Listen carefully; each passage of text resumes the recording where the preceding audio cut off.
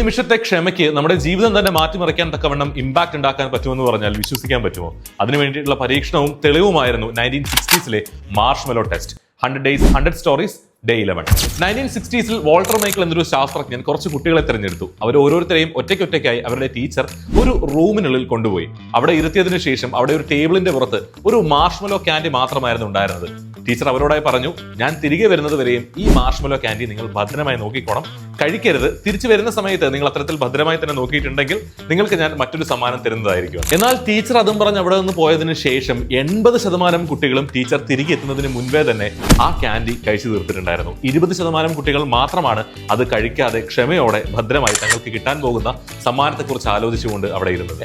ഇനി ഈ ടെസ്റ്റിന്റെ സെക്കൻഡ് ഫേസ് 20 വർഷങ്ങൾക്ക് ശേഷം ഈ പഴയ കുട്ടികൾ എന്ത് ചെയ്യുന്നുവെന്ന് അന്വേഷിച്ചപ്പോൾ അന്ന് ആ ക്യാൻഡി കഴിച്ചുപോയ 80% കുട്ടികളും തങ്ങളുടെ കരിയറിൽ ആത്മവിശ്വാസമില്ലാതെ ഒരു സ്ട്രഗിൾഡ് ലൈഫാണ് നയിക്കുന്നത് എന്ന് അദ്ദേഹം മനസ്സിലാക്കി. മാത്രമല്ല, ക്ഷമയോടുകൂടി കാത്തുവെച്ചിരുന്ന 20% കുട്ടികളും തങ്ങൾക്ക് മെച്ചപ്പെട്ട ഒരു കരിയറിലേക്ക് എത്തിച്ചേർന്നിരിക്കുന്നുവെന്നും അദ്ദേഹം മനസ്സിലാക്കി. Yes, delayed gratification. ചെറിയ സന്തോഷങ്ങൾക്ക് വേണ്ടിയിട്ട് പലപ്പോഴും ക്ഷമയില്ലാതെ പലതും ഉപേക്ഷിക്കുന്നതിന് മുൻപ് നമ്മൾ ഓർക്കേണ്ടത് ക്ഷമയോടുകൂടി പരിശ്രമിച്ചാൽ ഭാവിയിൽ നമ്മളെ കാത്തിരിക്കുന്ന ആ റിവാർഡിനെ കുറിച്ചായിരിക്കണം.